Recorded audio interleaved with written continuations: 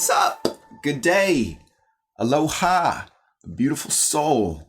Today is day 4 of 30 days of intuitive eating, a journey of learning to listen to the body's innate wisdom created by Megan McElroan.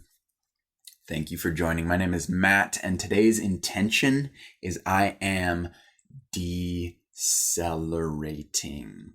I am decelerating, putting that foot on the brake a bit.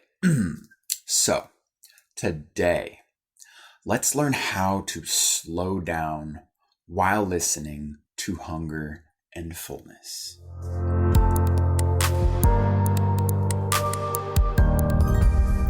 Diving right in with our host, Megan, to share a bit more about how we're going to approach today's intention.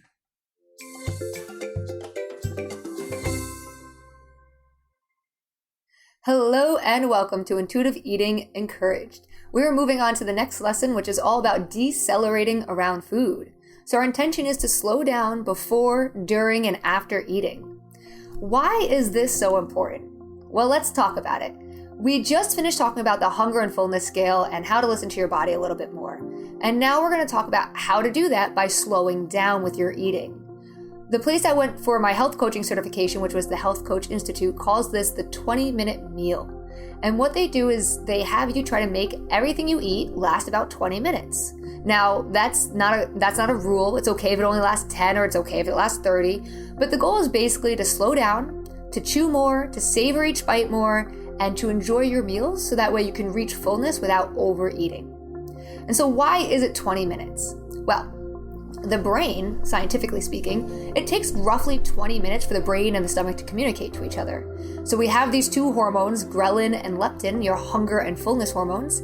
And when you're eating, they aren't just automatically released and accepted and noticed, right? It can take time for that to happen. Kind of like if you have a headache and you take a medication, like let's say an ibuprofen, it doesn't just work the moment you swallow the ibuprofen, right? It takes 20 minutes, maybe 30 minutes to kick in and help relieve the headache. And so that's the same thing that's happening here with food, is that the moment you eat, it can help by all means. It can help instantaneously to have a little bit of food and like diminish that extreme hunger feeling. But to feel satisfied and full, it can take about 20 minutes for the brain and the stomach to communicate to each other, which is why that 20-minute meal can be so helpful. And so we want to practice eating slower, decelerating around food. A lot of times with emotional eating or binge eating or just extreme hunger, there's this extreme urgency to eat right now and eat it quickly because the empty pit in our stomach is so uncomfortable, or the emotions we're feeling are so uncomfortable. And so by decelerating around food, we're allowing ourselves to slow down, check in with our hunger and fullness, enjoy the meal more by tasting it more and eating it slower, making that meal last longer so the body and the stomach can communicate, and then just walking away from that meal satisfied instead of stuffed. That's the goal. And so how do you do that? Well, there's lots of options. One is simply chewing your food more. And this is my favorite way because you can do it at no matter where you are, what's going on in life, what you're eating or anything, right? So I say chew each bite about 20 times. Again, it's okay if you don't hit 20. It's okay if you go over 20. It really depends on the food you're eating. Like if you're having soup, you're probably not really chewing it, so you can't chew it 20 times. But you still want to eat it slowly because you could definitely finish an entire bowl of a heavy soup in 3 minutes and feel extremely full, right? Feeling the soup up to your throat. Or you can enjoy that soup, make it last you 20 minutes, sip on it slower, and feel satisfied and satiated, maybe with less soup, or finishing that exact same amount of soup without feeling that stuffed feeling because you ate slower and gave your body time to slowly start to digest the food instead of just lumping in this big clump of food into your stomach and saying, all right, try to digest this now. So that's the point of eating slower and decelerating around food. It's also going to help you tune in to see if you're even hungry, to see if you even need to eat, and it's going to help you enjoy that meal more. We're going to be talking about savoring your food in the upcoming lessons, but just to talk about it here for a second, by eating slower, you get to taste the food more because the food sits on your taste buds longer, which means that you feel satisfaction from it. I don't know if you've ever done what I've done, but have you ever just like eaten a bag of chips really fast or some food really, really fast, and then you're like, I barely tasted those and I want more. That's not fair, right? Like that was good. I kind of tasted it, but I really didn't taste it because I wasn't mindful. I wasn't here in this moment. I was just kind of eating. And now I want more. I want to taste it. So now I need to go get more to taste it. And this is what's leading to maybe overeating or emotional eating or binge, because we're not getting that satisfaction because we're not being in this moment mindful and eating it, right? We're eating and we're in our heads doing something else. And so by coming back to this moment, slowing down and letting yourself eat the food slower, chew it more, you're going to taste it more, you're going to enjoy it more, and you're often going to reach satisfaction of fullness without overeating. And so that is the point of today's lesson. Learning to decelerate around food, both before, during, and after you eat. So before you eat, you want to decelerate because you don't want to urgently just start stuffing food in your mouth because you're extremely hungry or emotional. You want to slow down and check in with that hunger signal. Am I hungry, or should I wait a little while to eat because I'm not hungry at all? During the meal, you want to slow way down, chew it more, put the fork down between every bite, take a few deep breaths, whatever you need to do to slow down, while still being mindful and enjoying the bites you take and letting yourself taste them and enjoy those bites. And then at the end of your meal, we still want to slow down a little bit, because at that end of the meal is when we kind of have those little thoughts sometimes that are like, ooh, go get seconds, or ooh, you should get dessert. There was nothing sweet in that, right? And it's nothing wrong with seconds or dessert, but we want to slow down and check in again. Do I need that food right now? If you've reached fullness, the answer is no. That does not make you deprived. It doesn't mean you can't go eat that food the next time you get hungry. It just simply means that by eating intuitively, we're going to listen to that fullness signal, which means no more food, and wait until the next time you get hungry. All right, that is your lesson today on decelerating around food. Go ahead and click on the next page to enter your journaling prompt and answer those questions below. I will see you in the next lesson, and have a great day. Beautiful. Thank you, Megan, for those invitations, those insights into how to slow down, what that can look like.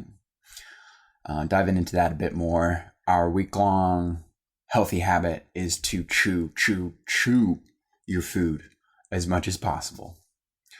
And we've just been one day at a time increasing how many times we're trying to chew our food, starting with 20. Now we're going to shoot for 22.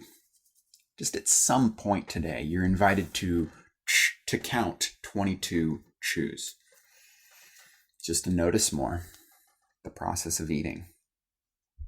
Fun. All right, moving on to today's wise words, coming from Nanette Matthews, who said, "If you're always racing to the next moment, what happens to the one you're in? Slow down and enjoy the moment you're in, and live your life to the fullest."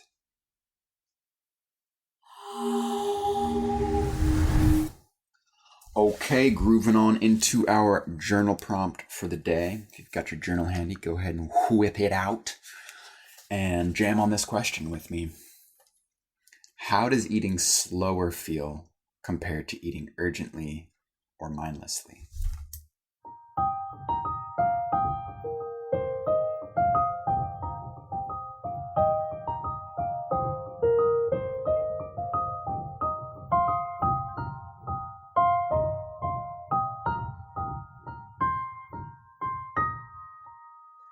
So for me, recently, I'm noticing that eating slower is an opportunity to let my nervous system decompress from the day's demands.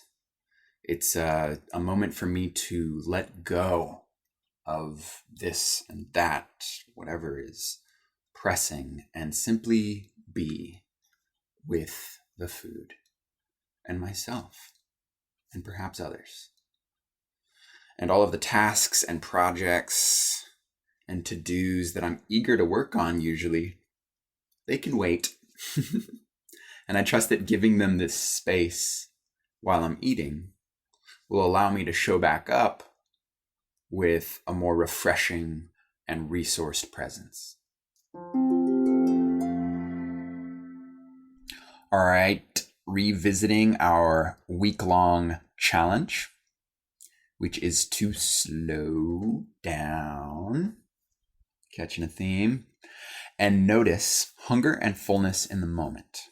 So that's what we've been doing And what we will continue to focus on for our challenge this week is to slow down and notice hunger and fullness in the moment. So maybe just check in right now. How do you feel? How would you rate your hunger and fullness on a scale of 1 to 10? Such power in just noticing. And that wraps it up for today's intentional session on decelerating. Thank you so much for joining me as I am just grooving through this as a participant. And yeah, it's great. 10, 15 minutes a day to get a little intentional on food. Yes, please. If you would like to connect more and explore all the other offerings that this community has, there's a link in the description to join Intention Inspired on the platform. Check out this course in more depth and other courses and groups and fun things we got going on. So yeah, we journey better when we journey together. That's what's up. So enjoy your day. Enjoy decelerating a little bit. Tomorrow, our intention is I am savoring. Savoring. Looking forward to that. Until then, enjoy your day. Ta-ta.